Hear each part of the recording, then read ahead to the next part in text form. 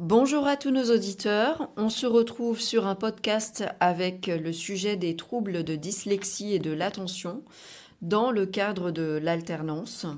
Donc je suis aujourd'hui aux côtés de Catherine Perriès qui est coordinatrice à l'Exidis, une structure spécialisée dans les outils d'aide aux personnes concernées par ce trouble. Bonjour Catherine. Bonjour Anaïs. Alors, avant qu'on aborde ensemble les troubles 10 et ta mission au sein de l'Exidis, est-ce que tu pourrais nous présenter brièvement ton parcours? Alors, je voulais être orthophoniste et du coup, je me suis inscrite à l'université de Paris 8 pour suivre un cursus en linguistique générale. Cela m'a plu et du coup, j'ai continué jusqu'en maîtrise et en DEA en travaillant en parallèle dans un laboratoire du CNRS de psychologie expérimentale pour travailler auprès d'enfants dysphasiques. Et ensuite, j'ai dérivé vers un DESS qui s'appelle Nouvelles technologies et handicap, toujours à Paris 8. Et après, j'ai rejoint l'Exidis en 2004. Très bien. Peux-tu nous donner ta définition des troubles 10? Quelle différence avec les TDAH? Y a-t-il plusieurs sortes de troubles 10? Alors, ce qu'il faut savoir, c'est que le préfixe 10 en grec signifie difficile, mais aussi durable. Donc, on peut représenter les troubles 10 par des difficultés durables dans l'acquisition du langage oral et ou écrit, et ou dans l'acquisition de la motricité fine et de la coordination des gestes. Ces troubles, et ça c'est vraiment important de le noter, ces troubles sont totalement indépendants de tout déficit visuel, auditif ou d'un déficit intellectuel. La dysphasie donc, est un trouble neurocognitif touchant le développement et la maîtrise du langage oral, alors que la dyslexie, quant à elle, va toucher le langage écrit, donc la lecture et l'écriture, et la dyspraxie va toucher la maîtrise de la motricité fine, de la coordination des gestes et du repérage dans l'espace. Ce sont là les troubles primaires, dyslexie, dysphasie, dyspraxie, et il y a des troubles secondaires qu'on appelle la dysorthographie, la difficulté à maîtriser l'orthographe. C'est dû au fait que la dyslexie va empêcher la personne de lire de façon fluide et du coup elle va pas pouvoir mémoriser la forme des mots et on va retrouver une dysorthographie. La dysgraphie dont on parle parfois, elle est liée à une dyspraxie. Quand on a du mal à maîtriser la motricité fine dans l'acte d'écrire, on aura une écriture qui n'est pas très lisible et on parlera de dysgraphie. Ce qu'il est aussi important de noter, c'est que ces troubles 10 durent toute la vie. Donc on parle beaucoup des enfants présentant un trouble 10. Et bien, tous ces enfants deviennent des adultes avec ces mêmes besoins spécifiques. Et la dyslexie, on estime que la dyslexie touche à peu près 8% de la population française. La dyspraxie va toucher 5% de la population et la dysphasie 1 à 2% de la population en France. Et à ces troubles 10 peut s'ajouter, comme tu le disais Anaïs, un trouble du déficit de l'attention avec ou sans hyperactivité. L'acronyme c'est TDAH. Donc c'est une association d'un déficit attentionnel, d'une hyperactivité motrice et d'une impulsivité. Voilà ce que je pouvais vous dire à peu près sur les troubles 10. D'accord, en effet, ça représente un pourcentage de personnes concernées par ces difficultés, par ces troubles assez important. Oui, c'est assez massif dans la population. Massif, mais pour autant donc un handicap invisible. Est-ce que tu aurais des conseils pour permettre à l'entourage d'une personne potentiellement atteinte de troubles de dyslexie, de troubles de l'attention, des conseils donc pour repérer les signaux et avancer vers une meilleure prise en charge? As-tu également des conseils pour l'obtention, pour obtenir un diagnostic? Alors c'est vrai que pendant l'enfance, il faut être attentif à tout retard d'acquisition dans la parole. Donc si un enfant à l'âge de 3 ans a du mal à s'exprimer, il est important de consulter le médecin traitant et d'en parler. Lors de l'acquisition de la lecture, pareil, courant CE1, CE2, si la maîtrise de la lecture est difficile, le médecin traitant peut vous amener à consulter un ou une orthophoniste. Et pareil pour la motricité fine, vers 5 ans, si les gestes fins ne sont toujours pas maîtrisés, c'est important de consulter. De même, un déficit de l'attention va potentiellement entraver l'acquisition de toute cette sphère des actes cognitifs. Donc c'est important aussi de bien suivre tout cela. Mais on côtoie quand même aussi des adultes qui n'ont pas été diagnostiqués, qui n'ont jamais été diagnostiqués. Et les signaux d'alerte sont les suivants: une faible estime de soi, une confiance assez faible dans ses compétences et dans ses aptitudes, souvent un parcours scolaire parfois chaotique, hein, une adaptation aussi parfois difficile à des nouvelles procédures ou à un nouveau manager. Et puis, certaines personnes avec un trouble 10 surinvestissent énormément leur travail en travaillant énormément, et elles nous disent pour un résultat des fois qui est pas à la hauteur de leurs attentes. Le professionnel de santé qui peut vraiment poser un diagnostic sur le langage, ça va être les orthophonistes. Elles peuvent confirmer la présence d'une dyslexie ou d'une dysphasie, et ce à tout âge de la vie.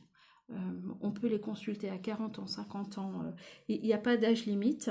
Et puis la passation d'un test de QI aussi est importante auprès d'un psychologue, pour vraiment rejeter tout déficit intellectuel. Et c'est rassurant aussi pour une personne qui a parfois des difficultés à automatiser la lecture, l'écriture, de se dire « Ah, mais j'ai un QI tout à fait normal, c'est pas ça qui est touché, je suis comme les autres, mais voilà, j'ai un peu plus de difficultés sur certaines tâches. » Et qu'est-ce qu'il en est concernant les troubles de l'attention? Est-ce qu'on peut les faire diagnostiquer auprès d'un psychologue, d'un médecin traitant? Oui, pour moi, les psychologues sont vraiment les référents aussi sur cette recherche de déficit de l'attention. Les orthophonistes vont faire aussi partie de ce spectre au niveau de la détection des troubles, pour avoir un bilan pluridisciplinaire, c'est toujours bien. Et sur l'aspect motricité, ça va être les ergothérapeutes ou les psychomotriciens, psychomotriciennes, qui vont prendre en charge ce repérage, ce diagnostic de la motricité fine, de la coordination des gestes et du repérage dans l'espace. Après, le temps d'attente est assez long, c'est vrai. Au niveau de l'orthophonie, on a, en fonction des régions en France, un délai d'attente qui peut être d'1 an pour un bilan de langage oral ou écrit. Donc voilà, il faut être patient et attendre son tour. Le diagnostic est posé, c'est bien. Savoir ce qu'on peut mettre en place pour faciliter l'apprentissage des étudiants 10, c'est mieux. Est-ce que tu aurais des exemples concrets de pratiques simples qui peuvent être mises en place à la fois en salle de cours, mais aussi au sein de l'entreprise d'accueil? Je dis ça comme on a des étudiants donc, qui sont majoritairement sur des cursus en alternance. Donc l'idée, c'est de pouvoir qu'ils puissent bénéficier d'une formation, mais aussi d'une alternance adaptée. Alors, par rapport aux étudiants que j'ai pu côtoyer en CFA, ils expriment des grandes gênes dans la prise de notes en cours, dans la lecture des consignes, dans l'analyse de certains textes qui leur sont demandés à lire, et dans la rédaction de certains supports écrits. Alors les petits trucs et astuces, ça va être par exemple pour faciliter la prise de notes en cours, l'utilisation de supports du type texte à trous transmis par les enseignants. Ça, c'est très appréciable pour les étudiants dysphasiques, dyspraxiques, mais aussi dyslexiques. Donc le cours est tapé par l'enseignant et certaines parties sont manquantes. Donc il y a des parties à remplir par l'étudiant au fur et à mesure du cours. Ça permet à l'étudiant de suivre le cours tout en n'étant pas distrait ou pas gêné par la double tâche de devoir écouter le cours tout en devant transcrire absolument l'entièreté du cours. Et puis ça permet aussi à l'étudiant d'avoir un support plus propre que sa prise de notes manuscrite, et donc ce support de cours est plus lisible et plus facilement mémorisable par la suite. Si la lecture des consignes est difficile pour certains étudiants, la lecture à haute voix de cette même consigne par le formateur ou l'enseignant sera à mon avis bénéfique. Et puis au-delà de ces petites astuces, les aménagements organisationnels peuvent être mis en place, tels qu'une notation à l'oral plutôt qu'une notation à l'écrit, pour valider vraiment les acquis. Pourquoi pas demander à cet apprenti de citer oralement ce qu'il a retenu du cours. On peut aussi mettre en place un temps supplémentaire pour réaliser certains exercices, un peu à l'instar du tiers-temps qu'on met en place pour les examens. Et puis en entreprise, pour les apprentis présentant un trouble 10, il est sans doute important de sensibiliser l'équipe accueillante sur les besoins du jeune qu'ils vont accueillir. Pourquoi pas mettre en place un tutorat ou un mentorat pour accompagner au mieux ce jeune dans la découverte de l'entreprise. Voilà ce que je pouvais vous en dire, mais je suis sûre que dans certains CFA, d'autres pratiques sont mises en place et qu'elles sont aussi tout autant bénéfiques pour les apprentis, ces apprentis avec des besoins spécifiques. Oui, tout à fait. Et est-ce que tu pourrais nous en dire un peu plus sur Lexidis que tu représentes? En quoi les outils proposés par Lexidis peuvent apporter une plus-value dans l'apprentissage des étudiants? Alors, depuis 2004, Lexidis propose une gamme de logiciels et de matériel adaptés aux personnes dyslexiques, dysphasiques et dyspraxiques. On équipe les enfants à partir du CM2 et ce jusqu'à l'âge adulte. Et on accompagne beaucoup d'apprentis et de salariés présentant un trouble 10 dans l'aménagement de leur poste de travail ou de leur poste informatique en leur proposant des logiciels pouvant les aider sur les phases de l'écrit. Donc par exemple, pour un étudiant qui est dyslexique, dysorthographique et qui a du mal à mettre à l'écrit sa réponse par exemple à un exercice, on va utiliser une dictée vocale, il va oraliser sa réponse et le logiciel de dictée vocale va écouter ce qu'il dit et va transcrire automatiquement dans son traitement de texte, dans sa messagerie, les propos énoncés par ce jeune. Ça évite la recherche de l'orthographe, les difficultés liées à la mise à l'écrit. C'est plutôt intéressant lorsque la personne est un bon orateur. On peut aussi mettre en place un logiciel de correction de l'orthographe et de la grammaire, un peu plus performant que ceux présents dans Word ou sur Internet. Et puis si la personne est en difficulté de lecture sur les longs textes, on peut mettre en place un logiciel lecteur de documents qui emploie une synthèse vocale, et cette synthèse vocale va oraliser tout texte présent à l'écran. Et ces personnes ont plutôt une bonne mémoire auditive, et du coup il est intéressant pour eux d'écouter leurs leçons lues par cette synthèse vocale afin de la mémoriser, plutôt que d'essayer de la décoder et peut-être de produire des erreurs d'interprétation sur certains mots. Ces outils ont pour but de vraiment les aider à poursuivre leur scolarité ou leur formation dans les meilleures conditions, sans être gênés par ces troubles 10, et au niveau du travail, de réaliser les tâches qui leur sont demandées en étant moins fatigués et sans doute plus productifs. À cette gamme de logiciels et de matériel s'ajoute aussi une gamme de prestations pour accompagner les apprentis 10 et les salariés 10 ainsi que leur employeur dans la recherche de solutions adaptées, donc au monde professionnel, au monde de l'éducation et au monde de la formation. Et on réalise des prestations allant de l'étude de poste, mais également des prestations de sensibilisation sur le trouble 10 pour l'équipe accueillant l'apprenti ou le salarié 10, ainsi que des formations à l'utilisation des logiciels dont on a parlé précédemment, donc afin que la personne équipée maîtrise correctement l'outil dont elle est dotée. Est-ce que vous proposez également des outils plus axés vers l'organisationnel, comme je pense plus particulièrement aux étudiants qui ont des troubles de l'attention? Alors, on le fait plus actuellement, mais c'est vrai qu'en ligne, il y a des versions, des freeware, de logiciels de cartographie mentale très très intéressants pour présenter des nouveaux concepts ou des nouvelles procédures, mais sous un format plus schématique, avec moins de texte écrit et avec un code couleur ou une présentation beaucoup plus attrayante et beaucoup plus explicite au niveau des informations qu'un texte linéaire où les informations importantes ne ressortent pas forcément. Donc ces logiciels de cartographie mentale, on en trouve plein sur Internet, plutôt de bonne qualité, et c'est vrai qu'ils sont intéressants à mettre en place pour toute phase d'apprentissage ou de mémorisation des informations, même en entreprise. D'accord, très intéressant. Le diagnostic de dyslexie posé, l'étudiant a-t-il le droit de faire reconnaître ce trouble en tant que handicap? Selon toi, est-ce qu'il y a des avantages à effectuer la démarche de reconnaissance qualité de travailleur handicapé, donc la RQTH, dans le cadre de son parcours professionnel?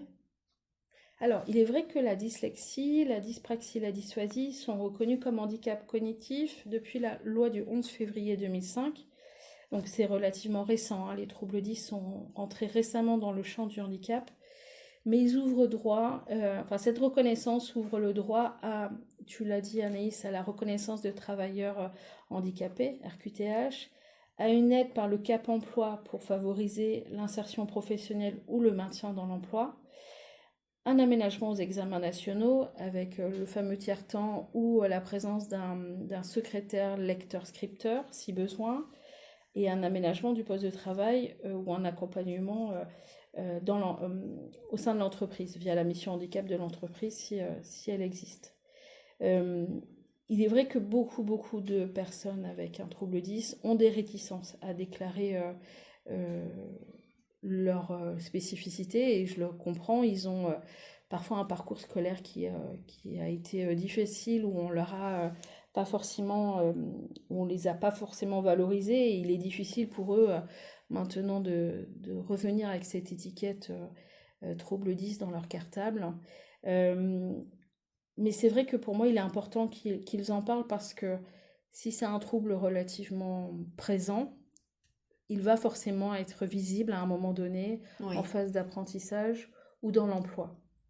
Et ça finira par être visible par l'environnement professionnel, malgré toutes les stratégies de compensation, d'évitement mises en place.